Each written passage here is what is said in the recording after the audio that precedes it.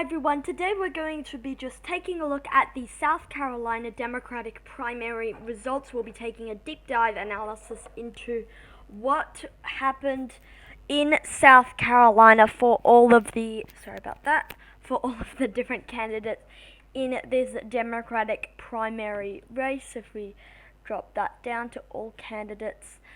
Top line number, Joe Biden runs away with the victory there. Joe Biden, 48.4% of the vote there in the state of South Carolina. He needed a victory. He desperately needed a victory. He got a victory. He won there, I think by more than people would have thought, by almost 30 percentage points. So that was pretty decisive victory there for the former Vice President Joe Biden. If you take a look, he got 255,000 votes.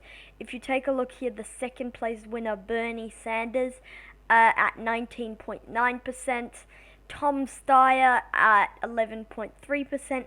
Pete Buttigieg in that strong fourth place, as CNN put it. Buttigieg in a fourth, but a strong fourth. Buttigieg in that excellent fourth place spot there with 8.2%.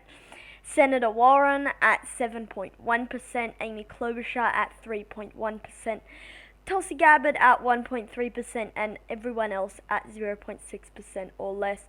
So that's the top line there. This is from 2020 election results there, Politico. If you take a look there, that's a bit better. 2020 election results, South Carolina. Joe Biden won a blowout victory in the first in the South primary state. That's a very fair representation. Right now, Joe Biden runs away with the state of South Carolina. If you take a look here, live results map the size of lead. Each that's a different one. So this map here shows. Sorry, I should have made the screen a bit wider. We'll see if we can do it this way. If we do it like that. Okay everyone, sorry about that, I'm back. I've just readjusted so you can properly see the map there. But Joe Biden actually winning every single county, not one county he missed there, and it was pretty consistent across the board.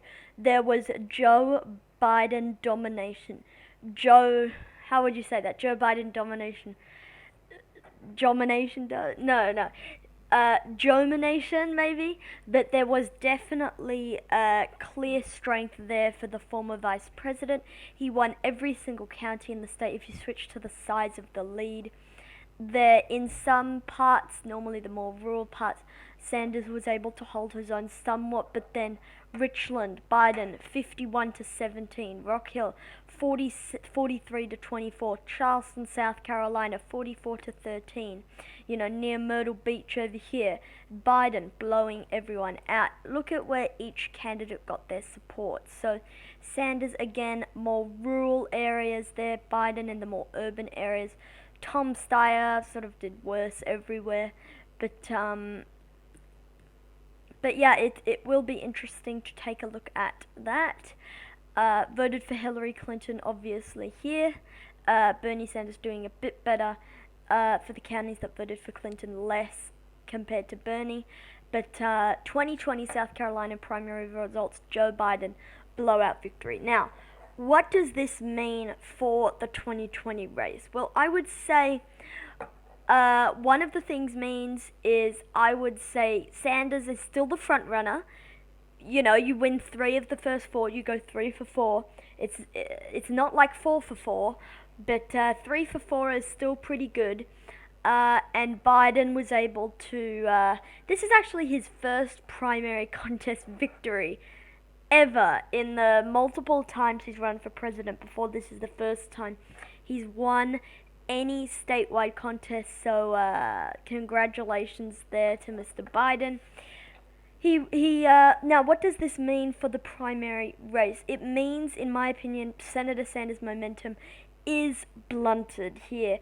I think some in my audience may not want me to say that, but the fact of the matter is that, he lost by almost 30 points to the former vice president. And then that's obviously not great for his campaign. Going into it, we were saying, it would be good, probably good for Joe Biden would be 15%. Bad for Joe Biden would be like winning by like 3 or 4. If he won by less than 7%, I would say that it's done and over, done and dusted, everything's done for Joe. However, he won by 30, which is very different to winning by 3. Winning by 30 and winning by 3 mean completely different things. And the thing is that Joe Biden, he won South Carolina. Now, what does this mean moving forward? Sanders' momentum is blunted. We'll see how that affects the polls going into Super Tuesday. In fact, I don't know if I have it on right now, but I'm not sure if I actually do have that on right now. But I don't have RCP on right now. But if I do, I will see if I can get that open to you in a new screencast to look at the national polls, how South Carolina may affect the national polling data moving forward. But Sanders' momentum is blunted.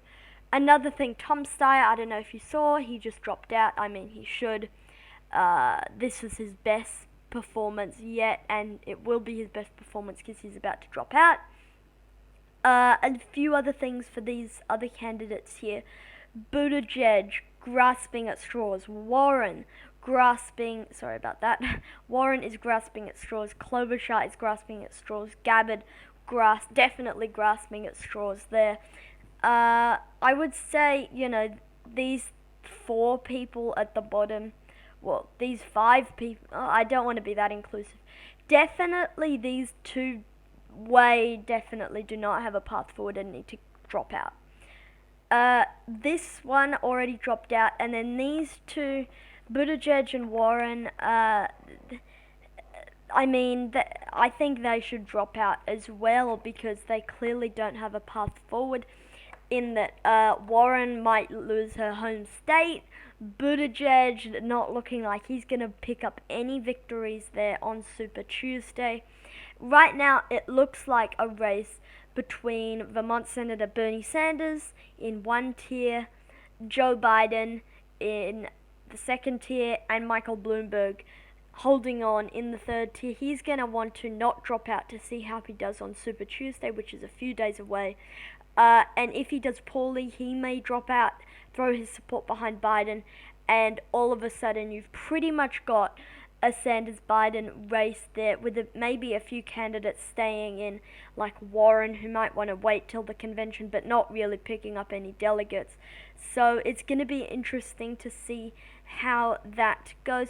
And I'm really not sure what's going on in these candidates' minds, because it's clear, like, if you're a Buttigieg or a Warren or a Klobuchar or, a Gabbard, there's clearly no way you can win. Like, objectively speaking, you just can't win. And I'm not sure why they don't, drop out, but, they're holding their heads high. They can, for Klobuchar, they can say, I've won already a few. I think Klobuchar might be slightly justified. Klobuchar and Warren might be slightly justified just to see how they can do in their home states on Super Tuesday. But after that, if they lose their home states, they need to get out of the way to make room, because, I'm not sure who's in this next debate in March, but I would expect that the field would be significantly smaller in that debate. So, moving forward, Biden sort of back in the game, Sanders momentum blunted, Steyer out, and then everyone else should drop out already. So, and then top line there, Biden winning every county in the state. Thank you for watching, and I hope to see you all in the next one. Thank you.